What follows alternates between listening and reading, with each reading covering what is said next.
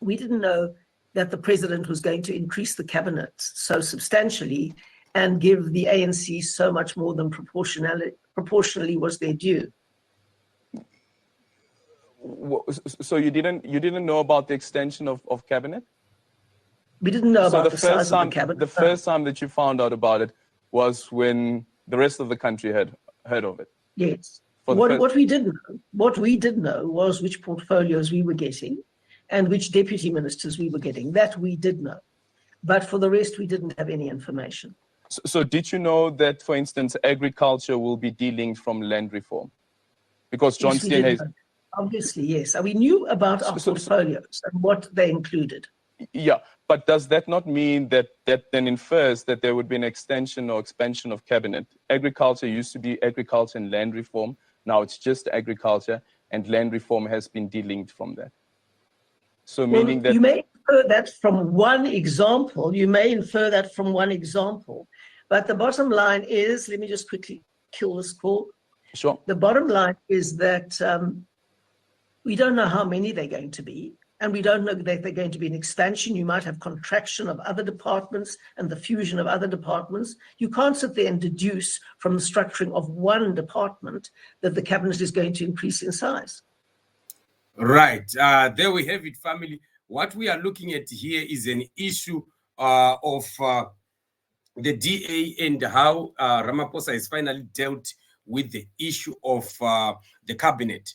Right. While the cabinet has been set, now everything is done. There is something that is of interest, very, very much interest, especially to the Zimbabwean people.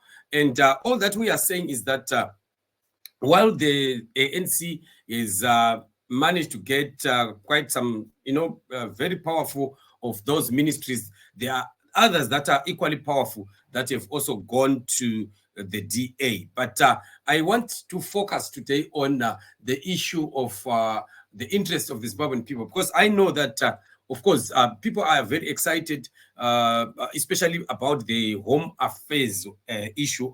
It comes like good news to the Zimbabwean people and also to the foreign people, because definitely Aaron Motsoaledi, it became a very, very thorn in the flesh, a big thorn in the flesh for the foreign people living in South Africa, where he was pushing, especially for the Zimbabwean people, pushing for the Zimbabwean people to have payments cancelled and things like that. And also quite a lot of things that Motsoaledi did, which were like removing quite some, a number of permits that people were possibly going to be applying for. So because of that, he had really become a menace. But finally, that is out, and a lot of people are excited about that. But when it comes to the issue of the democracy in Zimbabwe and things like that, we definitely have to be looking at something else that is different, not necessarily the issue about the home affairs, while it comes as good news also, because the DA has got a different stance when it comes to the Zimbabwean people and their situation in South Africa. Yes, I was listening to one of these other platforms, that think that they know it all, where somebody was saying it's going to be very tough for Zimbabweans, it's going to be very bad for Zimbabweans that are in South Africa. Don't listen to those things. We listen to what the source says. We listen to what the DA have said.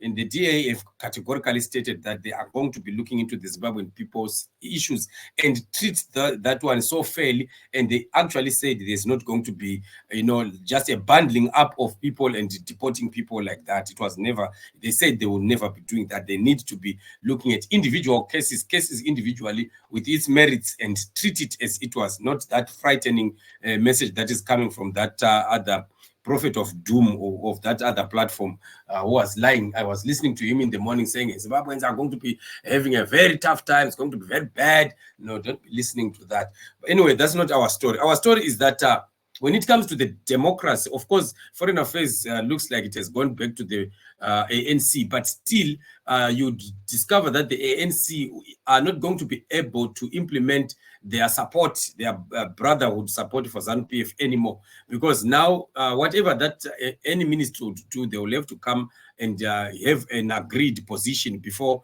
implementation of whatever has to be implemented. So pro-democracy Zimbabweans should be more concerned about South Africa's foreign policy towards Zimbabwe, and that is it won't be determined by the ANC due to the coalition. Now that there's a coalition, the ANC is not going to be like implementing its foreign policy on their own. They can't act solo. They will have to be in consultation because this is a coalition. So they have to come up with an agreed position. And that agreed position is going to be very critical for Emmerson Mnangagwa because the current policy of security and human rights is great, but the ANC has violated it by publicly siding with ZANU-PF and insulting Zimbabwe's opposition. That which we saw Mbalula doing, calling Nelson Chamisa a puppet of the West and things like that, that one is totally wrong. That one is never going to be agreed. So the Zimbabwean situation affects the entire region, making it unlikely for the ANC to defend policies that harm South Africa, especially with the DA advocating for national interests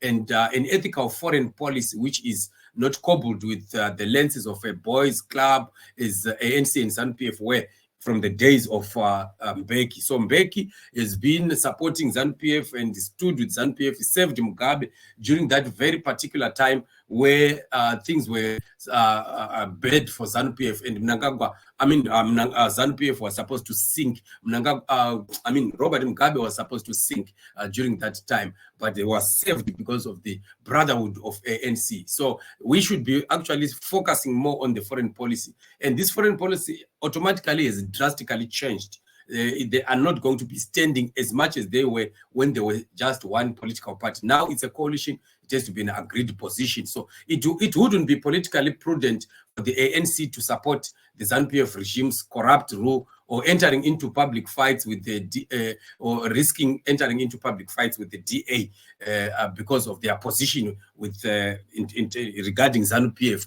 So they are definitely going to make sure that they do things that are for South Africa, for the betterment of the coalition, instead of sacrificing the coalition by supporting ZANU-PF. So we are going to be seeing very crucial years that are coming, very important years coming ahead, especially for the Zimbabwean to fight hard for their freedom. Zimbabweans really definitely need to fight. We really need not to be expecting somebody else to fight on our behalf. Now that South Africa is not going to be standing the way they were standing with ZANU-PF, this is our opportunity to push hard, to fight hard against ZANU-PF, to push Mnangagwa out so vigorously, because he won't be having all that muscle that he used to enjoy from the days that they were operating on their own. So a coalition South African government will never support the brutality inflicted on ordinary and innocent Zimbabweans by ZANU-PF. So it requires also, however, Zimbabweans to actively fight for their liberation,